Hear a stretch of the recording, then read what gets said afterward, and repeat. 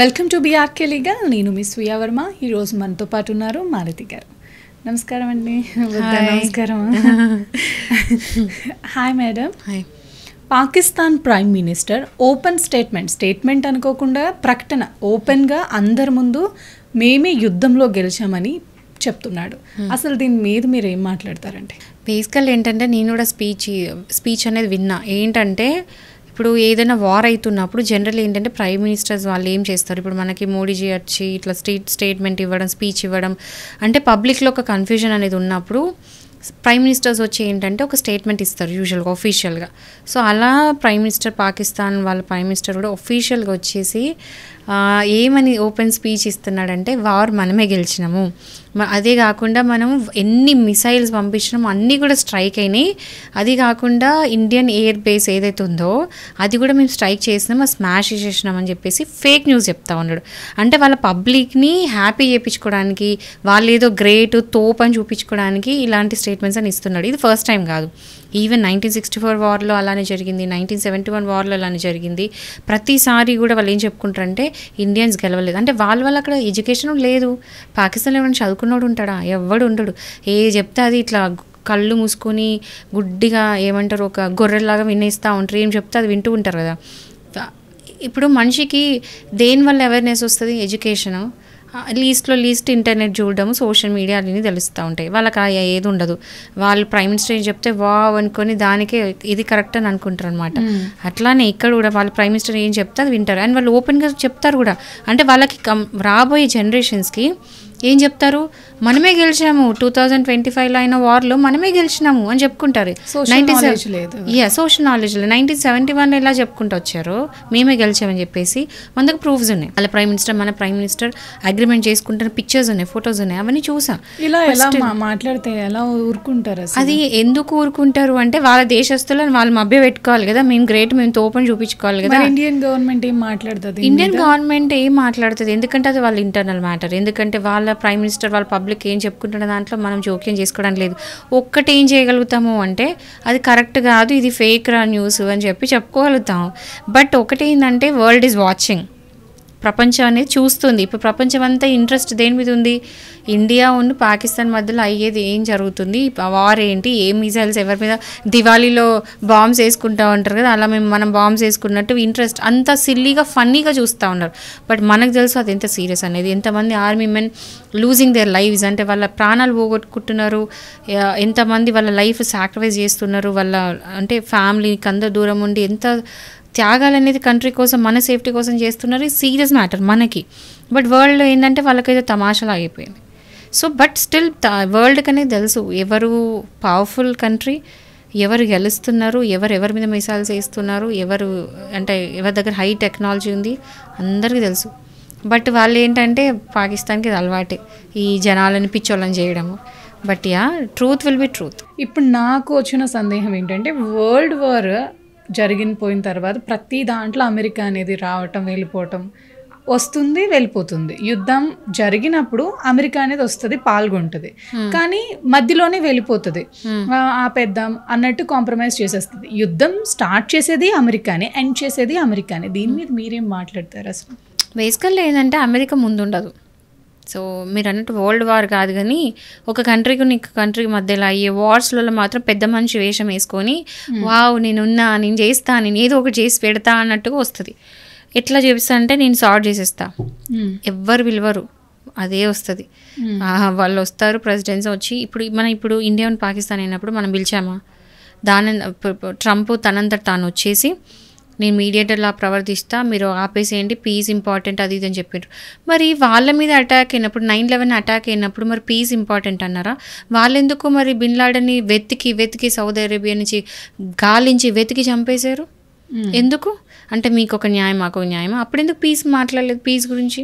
So ఇప్పుడు కూడా మనకు పీస్ అవసరం లేదు. సో మీడియేటర్ వేషం వేసుకొని వచ్చి నేను ఇండియా పాకిస్తాన్ మీరు మంచిగా సఖ్యతతో ఉండండి, కోట్లాడుకోకండి, పీస్తో ఉండండి అని చెప్తా ఉన్నారు. బట్ ఆ టైంలో ఓపెన్గా మోడీజీ కానీ, అజిత్ దోవల్ కానీ, అమిత్ షా కానీ, అందరూ జయశంకర్ కానీ ఇచ్చిన స్టేట్మెంట్ ఏంది, ఎవ్వడు అవసరం లే, మాకు పెద్ద మనుషులు వద్దు, మాకు మీడియేటర్ వద్దు, ఏమొద్దు, మా పని మేము చూసుకుంటాం.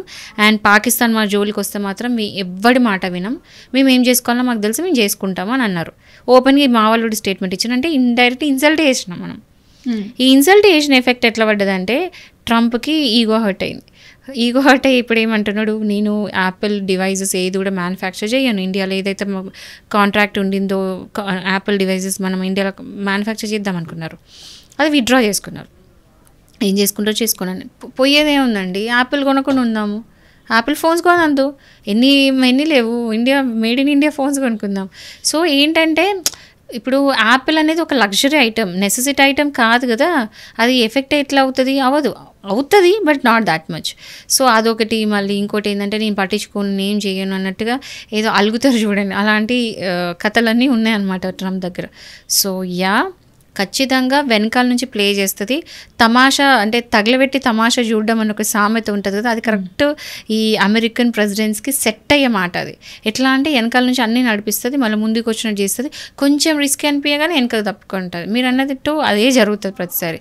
బట్ గుర్తుపెట్టుకోండి, అమెరికన్ ఎప్పుడు నమ్మొద్దు. వెపన్స్ మేక్ చేసేది కూడా అమెరికా ఎక్కువగా చేస్తుంది, స్పాన్సర్ చేసేది.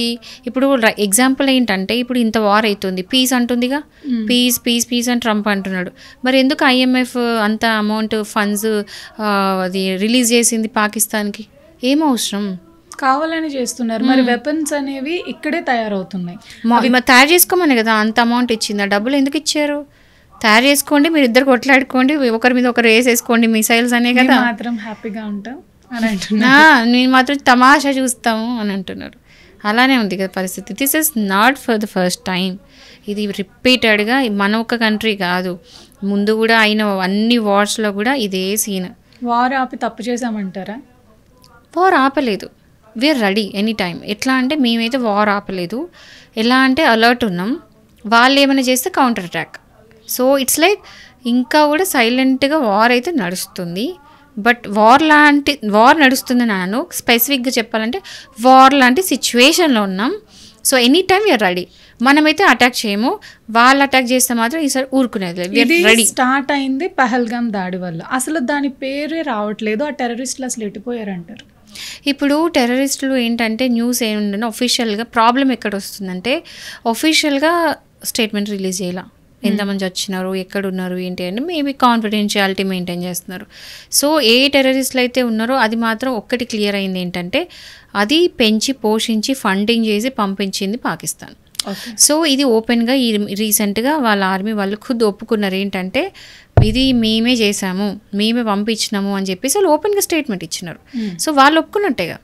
ఇప్పుడు ఒక కంట్రీకి టెర్రరిస్టులతో ఏం పని? టెర్రరిస్టులను ఏదో పెద్ద త్యాగాలు చేస్తున్నట్టు వాళ్ళ ఫ్యూనరల్స్కి ఒక ప్రివిలేజ్డ్ క్రిమేషన్స్ చేయడము, వాళ్ళకి అంటే ఎలా అంటే మొత్తం ఫ్లాగ్స్ కప్పి చేయడము క్రిమేషన్స్, దాన్ని చూస్తే ఏమనుకోవాలి మనం? టెర్రరిస్ట్ని ఎంకరేజ్ చేస్తున్నట్టు ఈ వీడియోస్ అన్నీ బయటకు వచ్చినాయి. మన ఫారెన్ మినిస్టర్ అది చూపించారు కూడా ఐఎంఎఫ్కి చూపించి, చూడండి ఈ పిక్చర్స్ చూడండి, టెర్రరిస్ట్ పాకిస్తాన్ని సపోర్ట్ చేస్తుంది, పెంచి పోషిస్తుందని చెప్పిన తర్వాత నెక్స్ట్ డేనే IMF అమౌంట్ $800 బిలియన్ రిలీజ్ చేసింది పాకిస్తాన్కి. సో ఎలా చూడాలి? ఇప్పుడు వాళ్ళు చనిపోయారు అని ప్రకటించలేదు మన ఇండియన్ గవర్నమెంట్ కూడా. అసలు వాళ్ళు ఎక్కడ ఉన్నారు ఏంటి, వాళ్ళ గురించి ఇదంతా స్టార్ట్ అయింది. వాళ్ళ గురించి ఎవరు పట్టించుకోలేదు. నాట్ ఎగ్జాక్ట్లీ వాళ్ళ గురించి. టెర్రరిస్ట్ ఎవరు పంపిస్తారు? ఇప్పుడు టెర్రరిస్ట్ 100 మంది 1000 మంది ఉన్నారు. ఆ 1000 మంది మన టార్గెట్ కాదు. ఈ 1000 మందిని ప్రొడ్యూస్ చేసే వాళ్ళు మన టార్గెట్. ఈ 1000 మందిని చంపగానే చచ్చిపోవు కదా. ఏంటంటే ఈ 100,000 మందిని చంపేస్తే అయిపోదు కదా, నాట్ ద ఎండ్ కదా. మళ్ళీ ఇంకో 1000 మందిని వాళ్ళు ప్రొడ్యూస్ చేస్తారు. ప్రొడ్యూస్ చేసే వాళ్ళని చంపాలి, ప్రొడ్యూసర్ని చంపేయాలి, అప్పుడు సెట్. ప్రొడ్యూసర్కి అట్లీస్ట్ చంపకపోయినా ఒక లెసన్ అనేది నేర్పియాలి.